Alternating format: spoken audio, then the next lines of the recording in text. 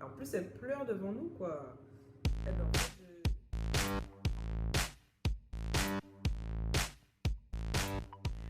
Alors aujourd'hui, je voulais parler d'un sujet qui me tient à cœur. En fait, il s'agit de pleurer.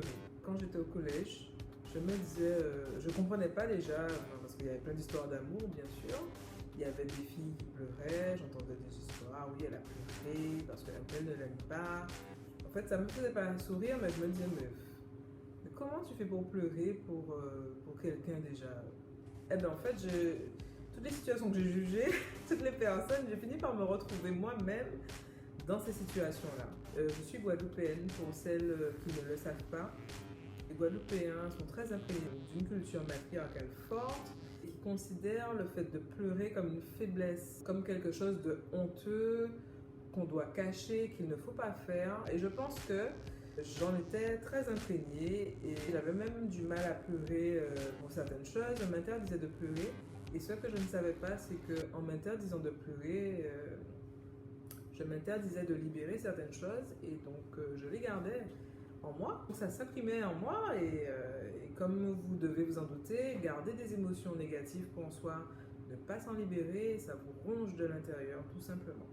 Et puis ça vous fait aussi perdre le contrôle parce que vos émotions elles ressurgissent à des moments que vous ne contrôlez pas.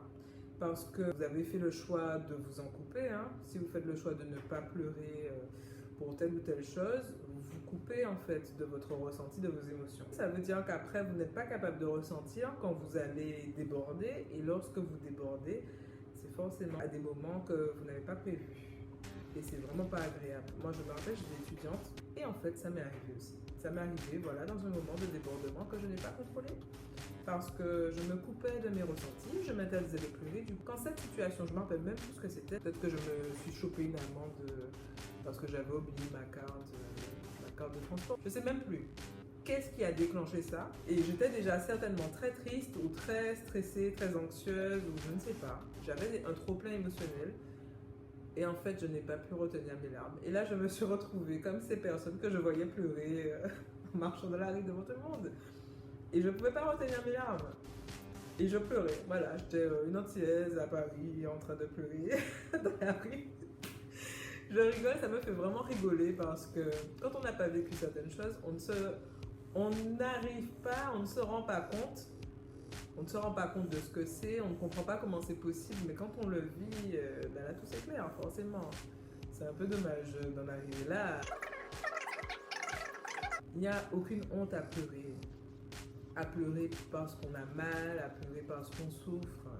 On fait pas de, c'est pas un concours de rétention de larmes, quoi. Enfin, il faut parfois avoir le courage d'accepter qu'on est les deux. On est à la fois forte, on est à la fois vulnérable.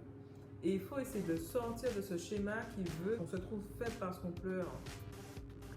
Parfois, c'est le contraire. C'est pleurer, justement, signifie à quel point on est forte.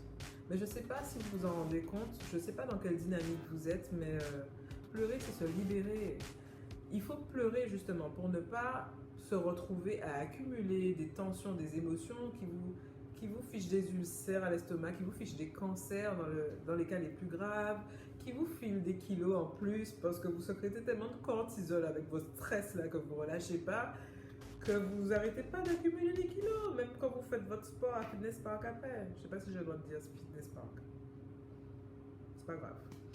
Et bon voilà, enfin voilà, du coup, ben, je pensais à ça et je voulais le partager avec vous. Pleurer, ça s'apprend quand on a perdu l'habitude et quand on se retient.